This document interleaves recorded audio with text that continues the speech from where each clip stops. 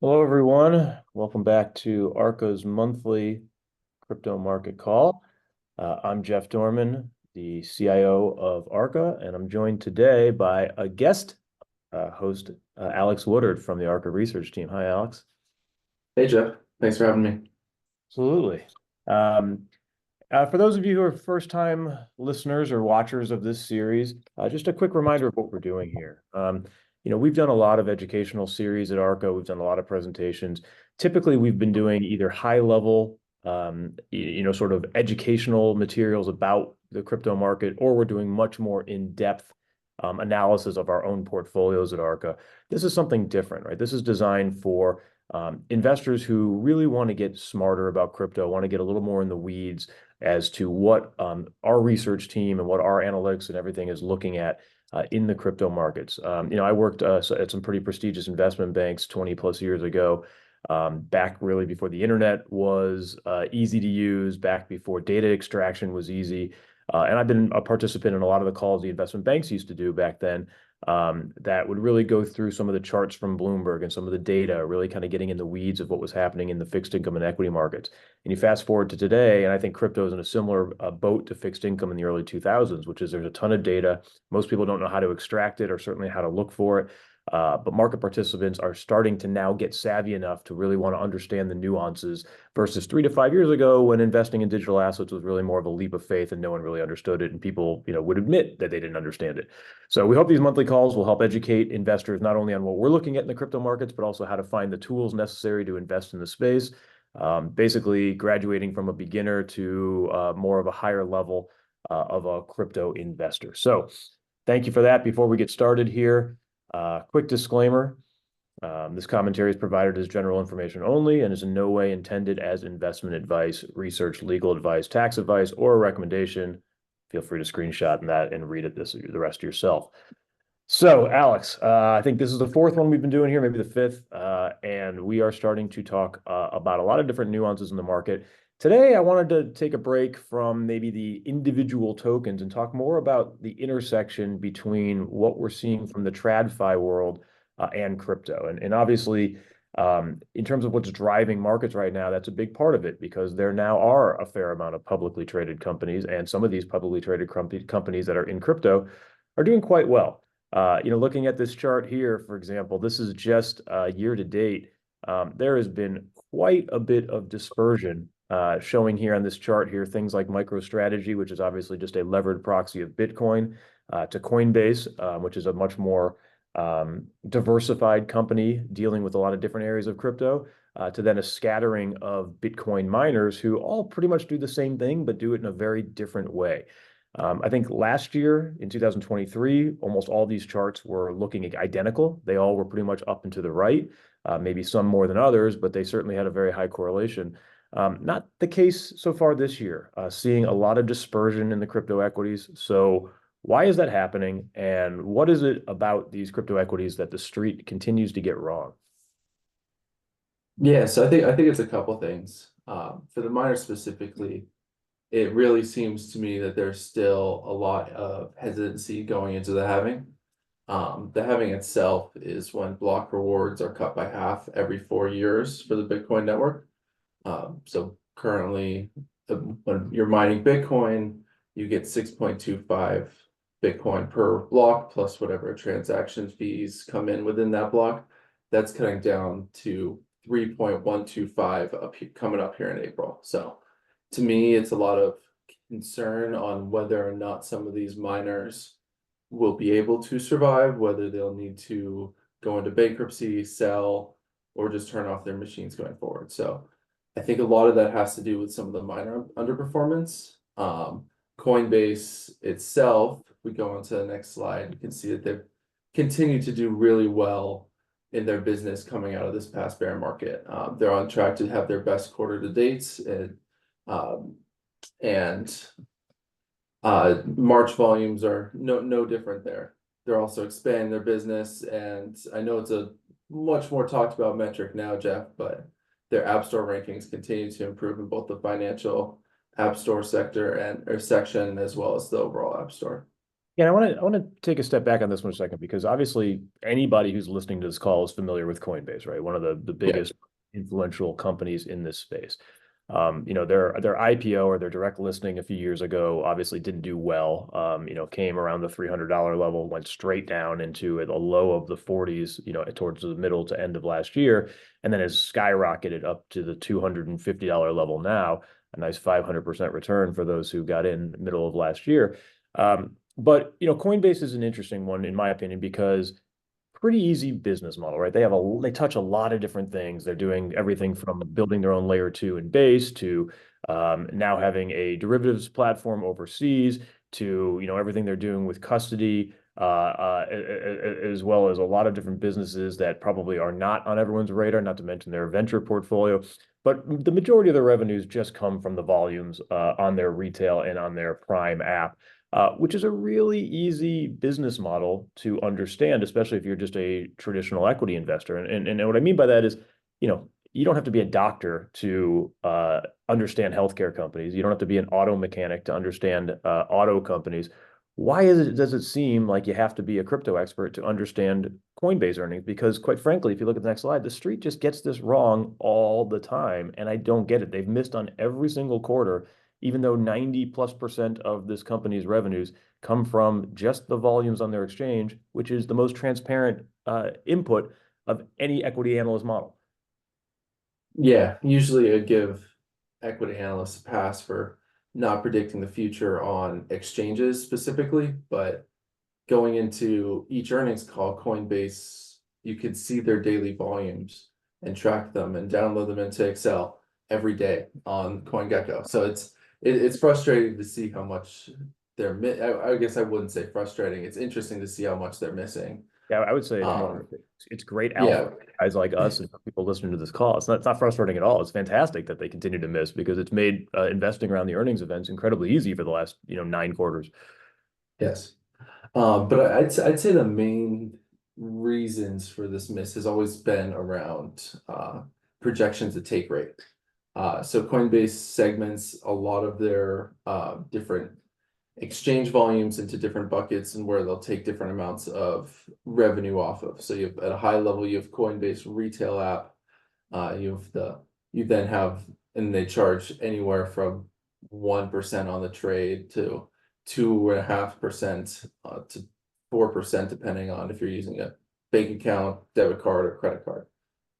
You have Coinbase Pro with their which is still a retail focused exchange, but much cheaper. And then you have Coinbase Institutional, which is going to be anywhere from 5 to 30 bips trading there. So all very, very different fee structures. And so you're really just estimating the retail institutional mix as well as the aggregated retail take rate. And I think that's where the street continues to get wrong.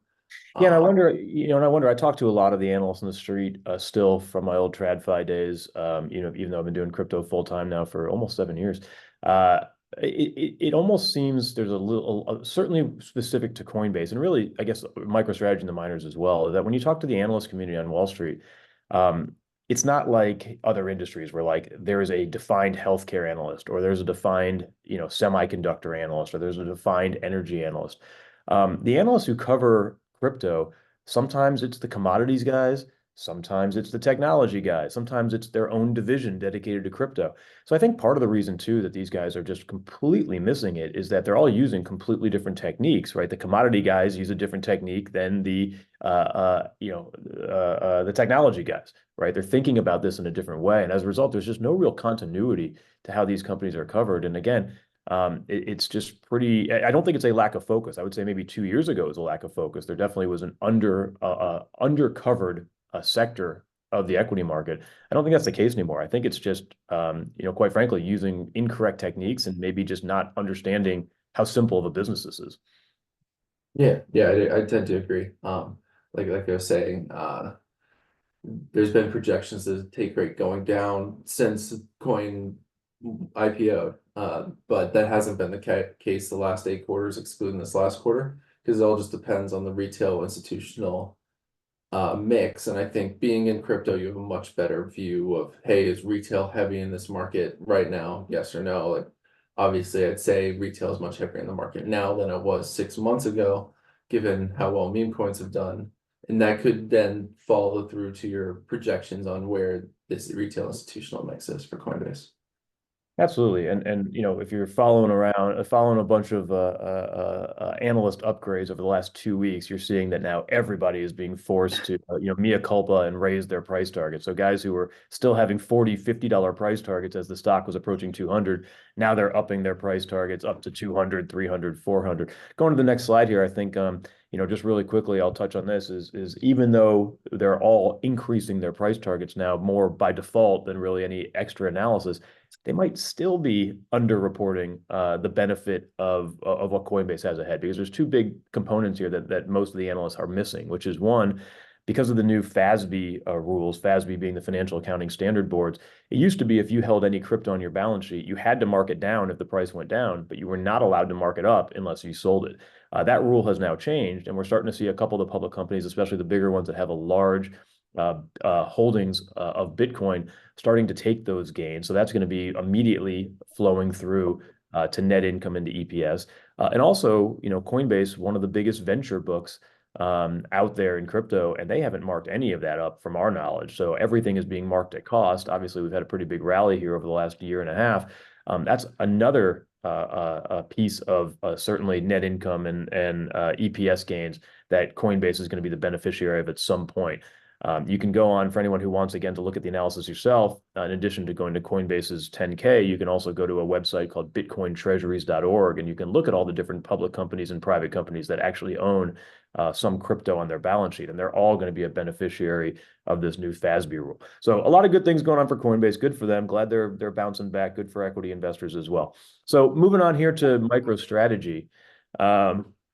This is a little bit more of a nuanced stock, if you ask me. And again, it's not a lack of focus. There's a lot of people who care about MicroStrategy. It trades a lot. It's a big market cap. It also has a fair amount of bonds and convertible bonds, because they continue to basically one of the most brilliant strategies ever, right? They sell stock, they buy Bitcoin.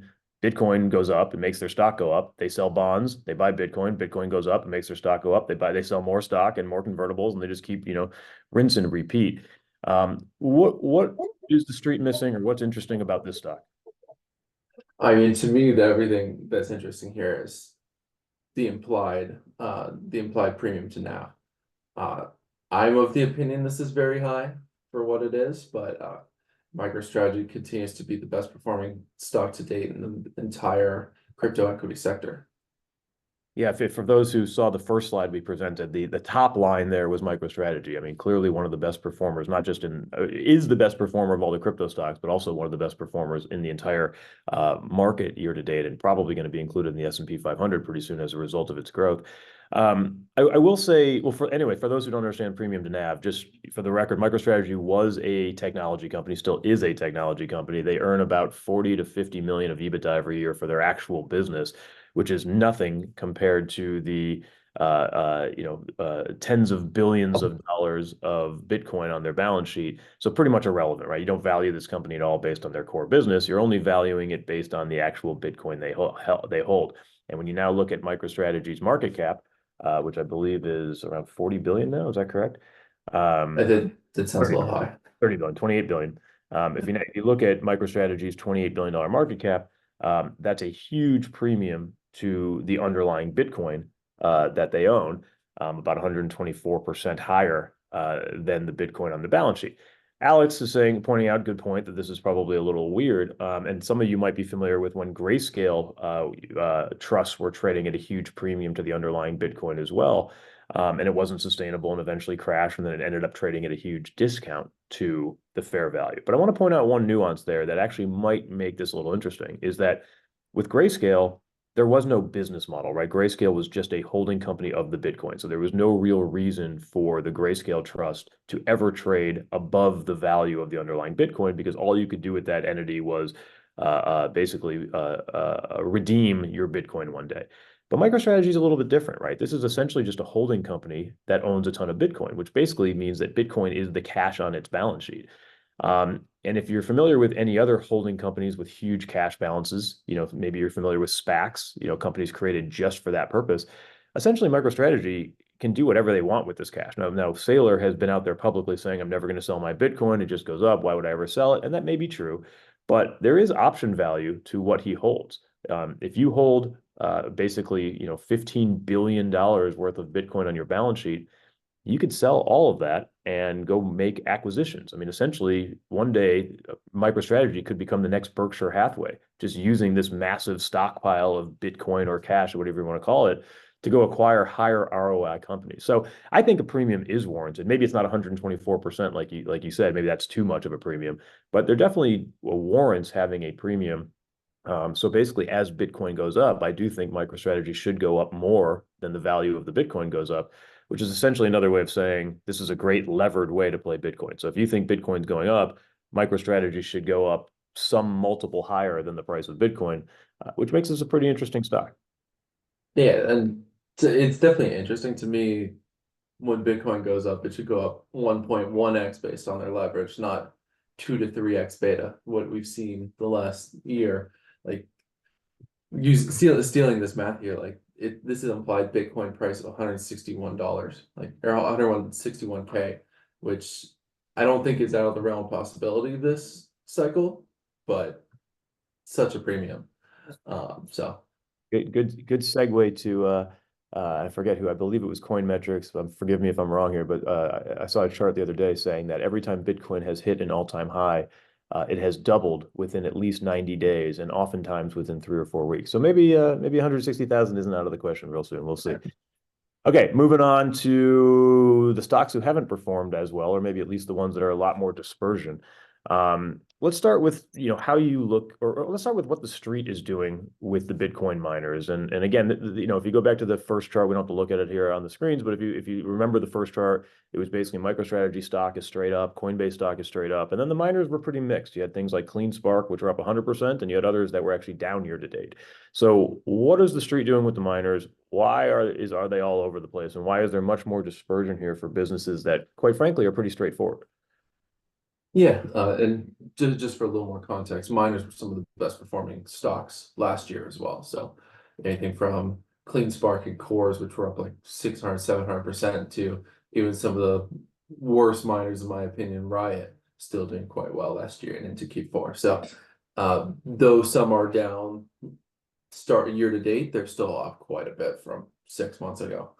So getting into how a lot of people view these miners, reading any of the streets research or any of the companies research on these in their quarterly decks or whatnot, it's all coming down to this cost per BTC metric that they continue to write about.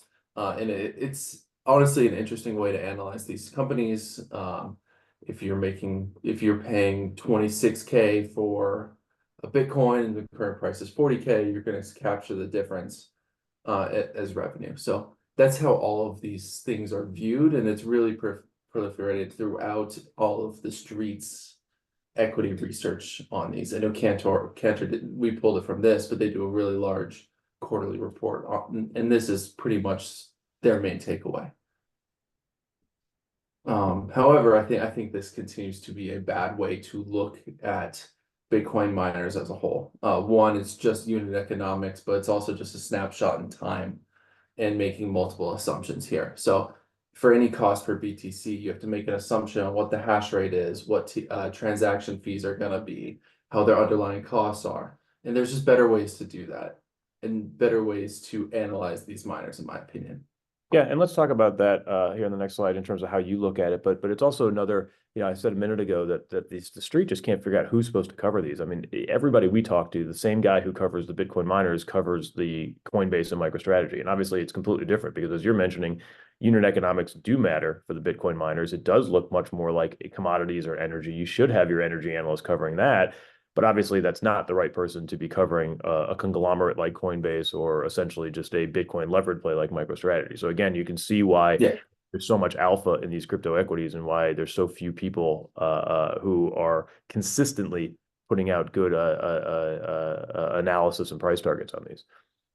Yeah, for the miners, there needs to be some combination of crypto native energy analyst and data center analyst, because that's what these products are. Their whole job is taking energy and converting it to dollars in terms of Bitcoin mining. Exactly. Okay, so why don't you go through, how are we looking at this and how is it different from what the street is doing? Yeah, so we've done away with these dollar cost per Bitcoin equations in all of our work on the miners. And the main things we're looking at are hash price and hash costs. So hash price can be understood as the amount of money a miner can make per pH of hash rate per day. And then there's really few key inputs there. So network hash rate, transaction fees, and Bitcoin price. This is not a snapshot in time. This is very easily trackable on Luxor hash rate index. They've done a great job making this a much more common metric. And all you're looking for is, are hash prices greater than hash costs? And if yes, then it's at least on a unit economic terms, it's profitable to mine. And it's profitable to own some of these companies. Okay, so looking at the next slide here, then who's doing a good job of this? Where are we seeing hash price much higher than hash costs, and where are we not? Yeah, so this is where the cost for BTC, in our opinion, really should be replaced with hash costs. So hash costs can best. I'm guessing this is a little bit hard for the viewers to see, so maybe go explain what the different axes are here and how you're getting to this. Yeah. So hash costs are a function of electricity costs, which is going to be the top row, or the top columns, and it's a function of electricity costs and fleet efficiency. So if you look on the left, this is really just a sensitivity analysis, anywhere from a fleet efficiency of 36 to 10. Currently, the best miners are around 16 to 18. And those are the newly released S21s from Bitmain. And then anywhere from the previous generations is up at closer to efficiency of 35. So lower the number, the better on fleet efficiency. And all of that's going to flow through to figure out your hash costs. So looking at this chart, Cypher mining, which has been one of the underperformers due to other reasons, has some of the best unit economics and costs here, where Bitfarms has a really poor efficiency but middle of the pack electricity costs, and their hash costs are going to be some of the worst. So basically, as you move to the left here, that's lower electricity costs, and as you move up, that is Worse efficiency. So you want to be at the bottom left of this chart. Yeah, ideally.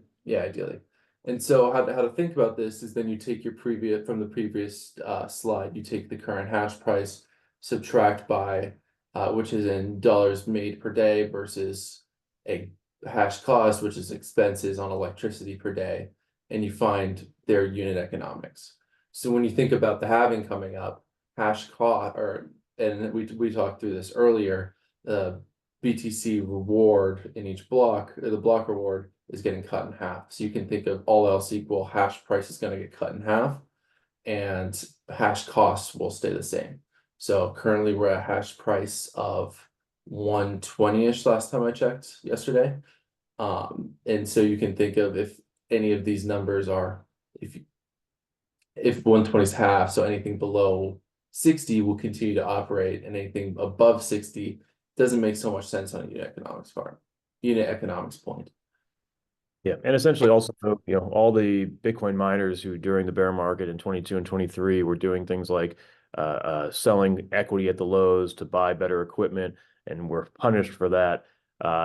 Now as price of Bitcoin is going higher and you're heading into the halving, turning out to be a pretty savvy strategy, right? Those who actually looked ahead and were able to get the best equipment, and therefore can compete and move themselves on the lower electricity costs, as well as obviously on the lower efficiency costs, will certainly be some of the survivors and benefit if price keeps going up and a lot of the high cost miners go away over the next several months here related to the halving. Yeah, and you're still seeing these at the money offerings today, as companies continue to try to show their growth story, as well as be positioned accordingly for the halving. Okay. I'd say growth is the most important thing here, which I know we tend to somewhat disagree with, but that's what the street and retail that buys these stocks expects and rewards. So I'm not surprised to continue to see these at the money offerings to continue to grow. Um, but yeah. So moving on to the next slide here, I think we mentioned with Coinbase and to some extent MicroStrategy that they're going to be beneficiaries of the FASB ruling, as well as being able to mark up their venture book in the case of Coinbase, things the street hasn't talked about yet. Same thing here in the miners, right? Obviously, Yeah. all own a ton of Bitcoin, so they're going to be over the next quarter or two. Some already have, some haven't, but over the next quarter or two, you're going to see continued increases in EPS and earnings and net income relative to or related to them being able to mark up the Bitcoin on their balance sheet. But what else? I've read a lot of these street reports on the miners, as have you. Seems like they're missing quite a few other catalysts for Bitcoin miners as well. Talk about ordinals, L2s, and why you think the street's going to just continue to miss on these as well. Yeah, so where the halving's going to be a headwind for a lot of these miners with revenues essentially cut in half. I think a lot of what's actually being built and what's happening on Bitcoin for the first time in 10 plus years is really what can be the next tailwind for these miners. So as we were talking previously, if you're doing the math in your head on what to expect for the hash price and hash costs after the halving, transaction fees are what can really offset some of their losses. So last year we had the introduction of ordinals and inscriptions on the Bitcoin network. A lot of this looked like NFTs. A lot of this looked like meme coins that are built directly on top of Bitcoin. And though those don't really have staying power, in my opinion, they led to really high transaction fees that offset the upcoming halving for a lot of these miners. You can see when Bitcoin ordinals and inscriptions were invented in May of last year, and then when they took off, died again, and then took off again towards the end of the year. And So when we were this is important too, because if for those who have been kind of following, I don't want to say Bitcoin maxis, but those who have spent most of their time and energy focusing on just Bitcoin and not the other developments in the digital asset world, one of the theories has always been, well, what is going to happen to the mining industry when over the next, I think it's in the year 2140, right? So you're talking about over 100 years from now, but eventually these mining rewards basically run out, and you're not going to be able to sustain the network. You're not going to be able to have profitable miners when the mining rewards run out, and there's just not enough transaction value to generate fees for the miners. This was a year ago, 2 years ago, 4 years ago, right? Any anti-Bitcoin people would be using that as an anti-Bitcoin case for why it's not sustainable long term. As is the case in most things in digital assets, things change very quickly. And all of a sudden you can say, okay, well, now there's a whole nother source of revenue for these miners, and we didn't have to wait 120 years to get it. It happened, a year later. Is this a big enough portion of fees to the miners that, in your opinion, one day could really help to offset the reduction in the mining rewards?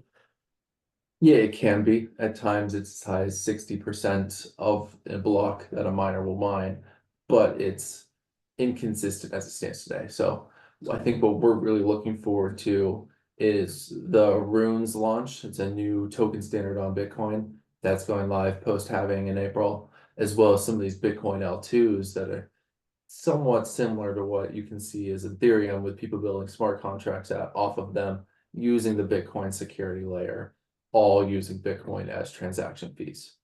So I think, yes, it has to offset the declining block reward at some point for Bitcoin to continue to be sustainable.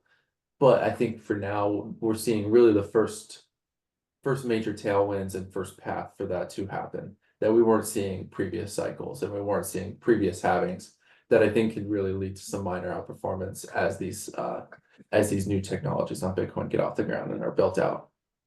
Sure. Well, as always, we can't predict with 100% certainty which way the stocks of these companies will go, but I think we can pretty with certainty say that the street continues to miss a lot of the revenue and upside potential of these businesses. So we look forward to seeing future quarterly earnings reports from these guys and see if that trend continues.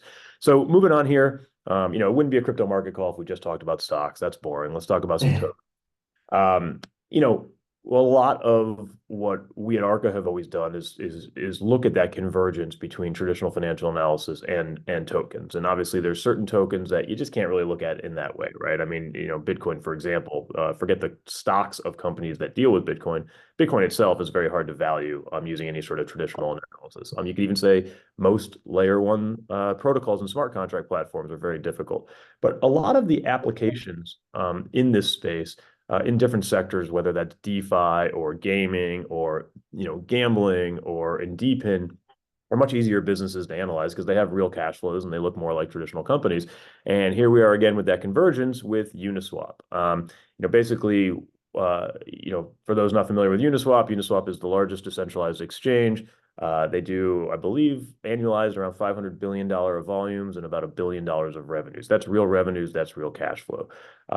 The Uni token, up until a couple of weeks ago, was just a governance token, right? Some might call it a useless governance token. I would call it a useless governance token.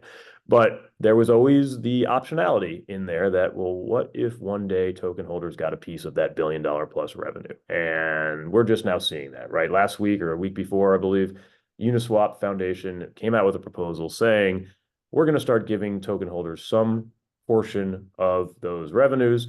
It's still in the proposal phase. It's still being voted on through governance, but obviously a huge win for the stock, for the token rather. Token's up almost 200% now over the last 5-6 months, with the bulk of it coming in the last month after this news.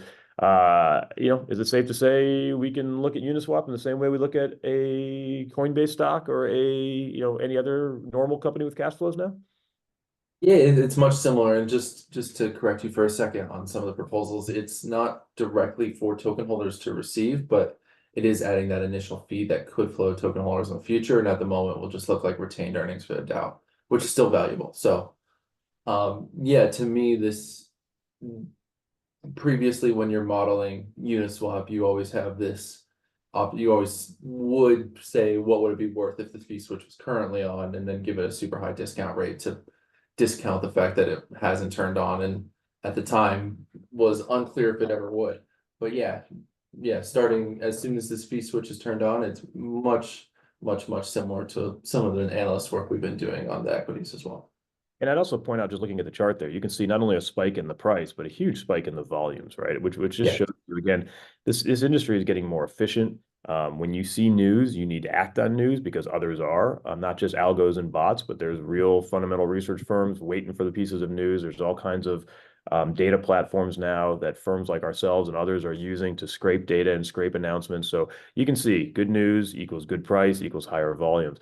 The one thing I would say on this one that I thought was interesting from a market reaction standpoint was not only did Uniswap benefit, but most of the DeFi sector benefited. DeFi being one of the huge beneficiaries of the 2021 boom. Really, most DeFi tokens have done nothing over the last 2.5 years. A lot of legacy companies and businesses are doing great as a business, but doing terrible as a token price. They all got a shot in the arm because of this Uniswap fee switch proposal.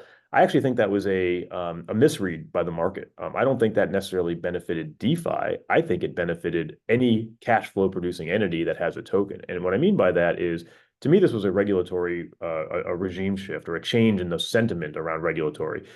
Most companies and projects in the space have been very hesitant to give any value back to token holders because from whatever legal advice they're getting, and we think this is erroneous legal advice, but they're getting a lot of legal advice that says if you start to give any of your revenues and cash flows or any financial value back to token holders, you're going to be deemed as a security in the eyes of the SEC. And as a result, over the last 2+ years, most projects and companies have been erring on the side of we'd rather be a useless, valueless token than be something that actually is valuable. Well, Uniswap, a big entity with very big VC backers and tons of lawyers, basically said, you know what, with all the wins against the SEC recently, Ripple winning their case against the SEC, Grayscale winning against the SEC, Coinbase likely to win against the SEC, Uniswap was like, you know what, we're tired of this ambiguous regulatory environment. We're going to throw caution to the wind and also start to make our token more valuable as well. To me, this has nothing to do with DeFi. This has to do with cash flow producing entities. And there's a lot of other companies like that. Blur, which is an NFT marketplace. Frax, which is a conglomerate but focuses more on stable coins. Rollbit in gambling. You name it, you're going to see a lot more announcements from these businesses that have real cash flows starting to be more token holder friendly in the future. And I think this is just the beginning. Yeah, I agree with that. But, we'll end on this note on the next slide here. It's still crypto. So yeah, we're talking about Coinbase, real business. Yeah, we're talking about miners, real business. Yeah, we're talking about Uniswap, real business. But meme coins are flying. And it wouldn't be crypto if you didn't have some proportion of the market that just makes no sense and is kind of fun. I think out of the almost $3 trillion crypto market cap now, about 60 billion of it is meme coins. Couple takeaways in my opinion. I'm curious what you think as well. But I think there's two reasons for this, right? One, it's fun. If you think of what value is, value has basically three forms. It's either financial value, which is what we talked about with these stocks and Uniswap, all kinds of revenues and profits accruing to you. Two is utility value, right? The ability to spend it or use it, like rewards points or, gas costs, things like that. And three is just social value, right? It's fun to say you own it. It's fun to be a part of a Reddit message board. It's fun to be a part of a community. Clearly, the meme coins fall into that third category of just social value, and there's quite a bit of it, $60 billion worth of social value now. So I think that's important to recognize that that is a form of value, even if you can't actually value it. But two is that, again, going back to the regulatory environment, the SEC for the last couple of years has basically told every project you cannot make your coin worth something. You have to pretend it's worth nothing. So teams were just quietly building, and it takes a long time to build a real company or a real infrastructure or a real app. It takes no time at all to launch a meme coin. It is just, hey, new chain, cool. I'm gonna launch a meme coin. There's no barriers to entry. There's relatively no cost. There's certainly no value that you're accruing. Pretty easy to do. And I think that might be an unintended consequence of this US regulatory burden, is that this is where a lot of developer mind share has gone and, quite frankly, just the ease of issuing new tokens in the market. Yeah, I tend to agree with that. Like Dog with Hat, probably the best example of meme coins reaching some escape velocity. This launched end of last year, and it's now well over $3 billion market cap. I should have updated this graph this morning. It's trading above $3 now. But yeah, to me, it's all social value, when the best way to build a community is to make your community incredibly rich, which Dog with Hat has done for a lot of people. They're now, and I'm not sure if you saw or if we had other people on the team have talked about it yet, but someone just raised 650K overnight essentially to put Dog with Hat memes on the new Vegas sphere. So it's only growing with these things. Yeah, and for those who want to see more of this, you can go to CoinGecko, search by categories. There's a whole section of meme coins. You can see them all. I'm not, again, certainly not saying you should invest in these, but I certainly understand why some do. It's fun. There's a social component. There's things like, getting to be on the sphere that has some value, right? There's some real enjoyment value and social value that comes with it. Do any real companies benefit from this rise in meme coins? I mean, I think Robinhood is probably one of the best examples. I haven't tracked their crypto offering incredibly close, but they were one of the biggest beneficiaries from Doge doing so well in the last cycle. Such a retail dominated market there that anything like this is usually a pretty good sign for them. I know they've been performing pretty well recently.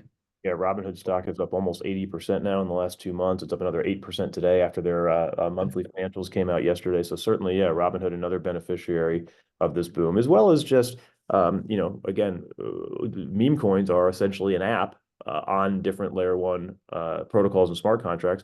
All the higher transactions generate fees. We saw, we didn't put the chart in there. Maybe we'll do it next month, but Ethereum is the most deflationary that it's ever been. In terms of the burns on the ETH token as a result of network activity. Solana, Avalanche, other smart contract platforms that have meme coins generating a ton of transaction volume and fees as well from this. So definitely does benefit the ecosystem as well beyond just meme coins itself. So I think we're running out of time here. We're going to wrap it up.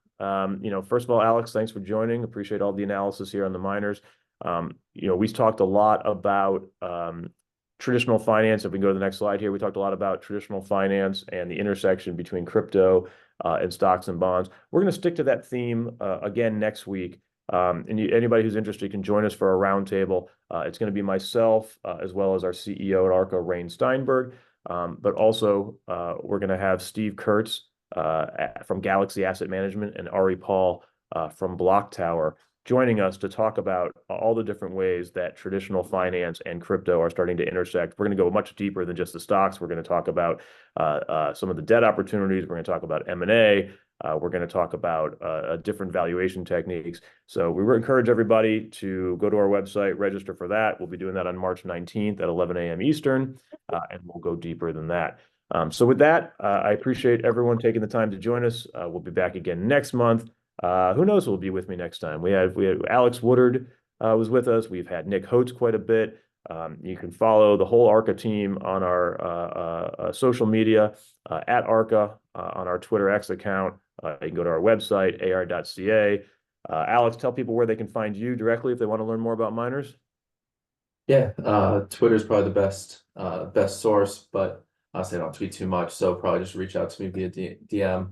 Crypto_Alex17 on Twitter. Perfect. X now. Perfect. Well, thank you again, Alex, and thank you, Samana, for hosting this, and we'll see everybody again next month.